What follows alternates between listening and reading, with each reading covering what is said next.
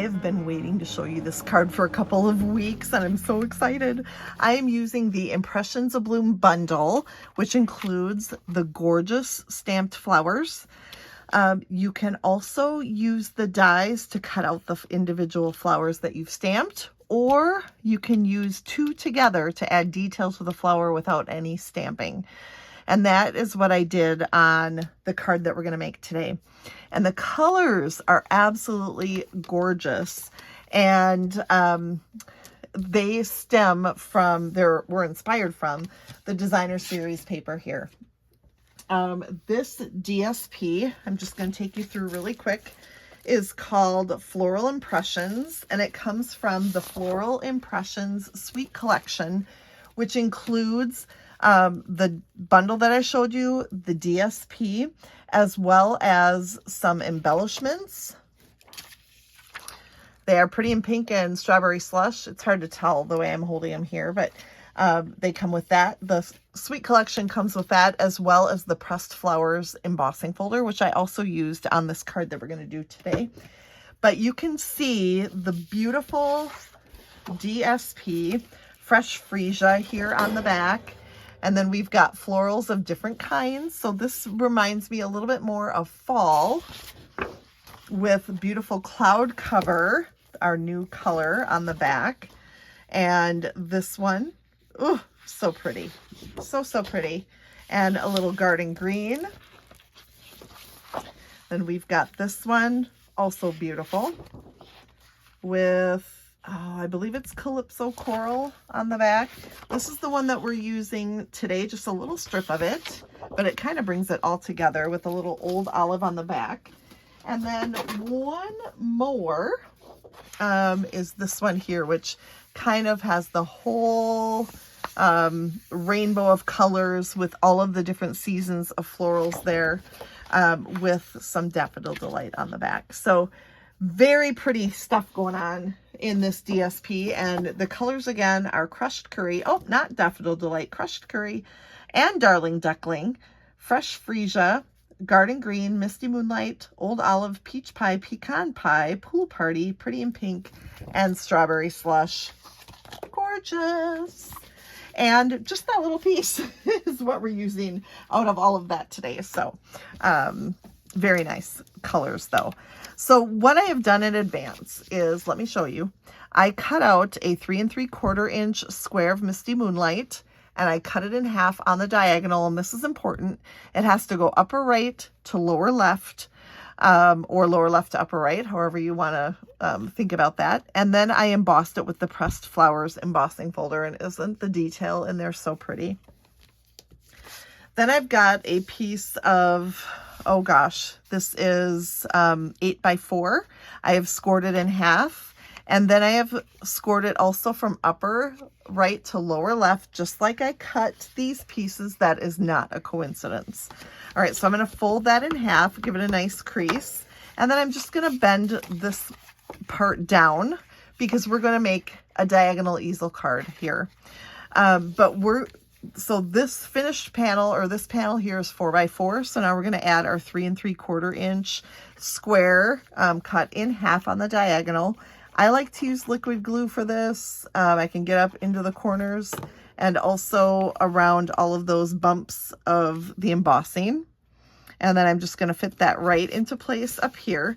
And you can see why it matters now which direction you cut your diagonal. If you cut it this way, it's going to be sideways when you put it on. Now, granted, we're going to cover a lot of it, so maybe you could have gotten by with it. Don't throw it away if you did it wrong.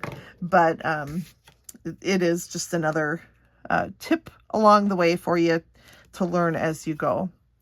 All right, so these fit into place really nicely with a teeny little border around, but with it being tone on tone, what I like about this is you don't have to be perfect in your spacing all the way around. Then we're going to grab a piece of 5.5 by 4 1/4 thick basic white, and I am going to adhere my strip of DSP, perhaps, over here on the side, leaving a little border on top, left, and bottom. So it should be about even. And then we're going to take this piece and adhere it here and have the spacing similar. So I'm going to just adhere this down into place. This creates kind of the look of a book fold card without the extra paper. So we've just cut one section, one half of the card base down, and now we've got this really fun card. We're going to work from the inside out, I think. So we've got our piece of 3 3/4 by 3 3/4 basic white, and this is just going to sit on the inside so that we have a spot for writing and or stamping some more. Now we're going to create the little easel piece here because we need something for our card to lean up against when it sits up like this. So I have cut out lots of our little pieces from our die set. All of these flowers are done just with the dies and not with the stamping. And I'm just going to start with one of our pool party flowers here.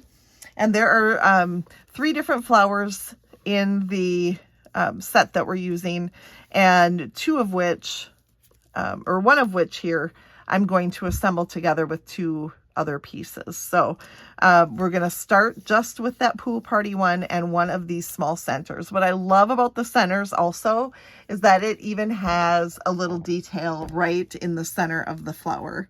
So cool and easy to put together. Although when you're cranking out 40 cards worth of them, it takes a while, especially with all those little pieces. I made them for swaps, and then I also made them for a team gathering over the weekend. And yeah, I cut out a lot of flowers. And then we're just going to pop a dimensional on the back. And then, oops, I got a little premature with my with my center. There we go. All right, so now we've got our little piece that's going to leave the easel popped up for us. Okay, now we're going to decorate the front, starting with an oval that comes from the same Impressions of Bloom die set. And I'm going to bring in my trimmer, pull you up a little bit here, and put this flat side up against my trimmer and cut at 2 3/4 of an inch. That cuts the top of the oval flat. This is what we're going to use now on here.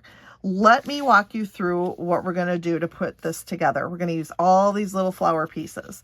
We're going to start with our fresh Freesia flower, and I'm going to add the center onto that. And as long as I'm at it, I think I've learned my lesson. I should probably do the center of the other pool party flower right away so that it has just a chance to dry before I mess with it again.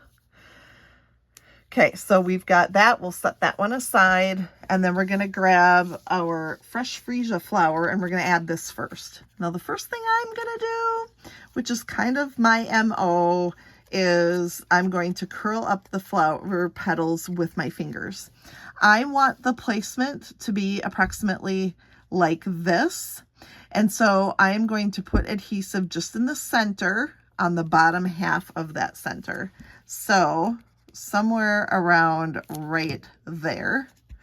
And then I'm going to add that, like I said, to, oops, that's not really the way I wanted it to go. Hello. I want this longer petal, just from experience. This is experience talking after trying out different ways. I want that one to go out there to the right. So here we've got our first flower on there, just making sure there's not glue on the back. Now, if you have a silicone craft sheet handy, this would be great for putting underneath here so that if the glue does get off, you're not going to go crazy with stickies on your workspace. Then we're going to go to the leaves. I'm going to take the first leaf and I'm just going to put adhesive on like half. Okay. And then this one is going to get tucked in under here about like so. Then we'll take the other leaf. And what I love about this die set, it actually has 2 leaves, one that goes kind of curls left and the other curls right. So it has some direction to them, which is kind of nice. for different reasons. But I'm going to tuck this under here. My goal is to cover up this flat space so that we don't have all of that showing, because I did cut that oval off and I'm just pretending I didn't. So here is what it looks like so far. Then we're going to take our pool party flower, and notice I am going to curl up those petals a little bit. And our placement for that, remember, we want to cover up that top edge. So our placement is going to be about there, meaning I can put my adhesive in the middle and add my flower here. And I'm just going to hold that for just a sec so that it is not going to pop off when I am taking it off. Look at that, really cool. Then we'll go to this flower. All right, so this flower will do a little bit of curling. And then we have two more sections that actually, like I said, I'm gonna layer together. So it looks like it has two thumbs here. The one with the thumb pointing out to the right, that's the one I'm going to actually scratch that. Let's put this on first, and I'll tell you why I wanna do that. Just adhesive down at the bottom. And we want to cover up that edge as much as we can up there, just like this. Look at that, pretty cool. Now we're going to take that one with the thumb kind of over to the side, and the reason I didn't want to do that part first is because I wanted to make sure this placement was right on this flower before I did any of the rest. So now we are filling in, again, making sure we're covering up that edge just because of aesthetics, okay? Only because I'm picky about stuff like that. Curling up this other one, just adhesive along that bottom part. Now we're gonna cover up that center a little and fan it out. Such a pretty little bouquet, don't you think? Oh, I love it. All right, so then we're going to do some stamping. Let's start with our thanks. And if we bring in the stamp set again, I can show you. We've got the thanks here in the stamp set, and then for being there is how I'm going to finish it off. So I'm going to start with Misty Moonlight. And I am going to stamp that right about here. So I chose to go over to the left just a little bit. That's intentional, in case you're wondering. I don't always do things intentionally, but that was intentional. And then for being there is going to be in Fresh Freesia. And that's gorgeous. I love it. Now we're going to put the dimensionals on the back. And what I want to be careful to do is keep the dimensionals, see where the diagonal is? We want that to be able to pop up, right? So we only want the dimensionals down here. So I am going to leave it lay there. Let it lay. I don't know what the correct English is on that. But I'm going to put one dimensional there, and then we'll just kind of go around the curve and up to about there. And I think that looks about right. You could put another one in here if you wanted, but 3 does a good job of holding it all together.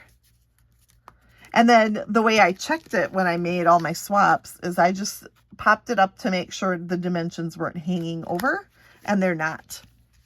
One more thing it needs, which I'm sure you agree, are some adhesive backed something or others.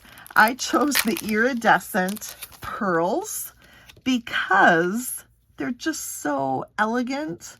And actually, believe it or not, this is one of my favorite embellishments, even though I don't use them a ton. And the reason I say they're one of my favorites is because they just add a touch, that little touch of shimmer is something special. I don't know, I got some hairs going on here. All right, so here we've got our finished card with the diagonal easel fold. Isn't that special?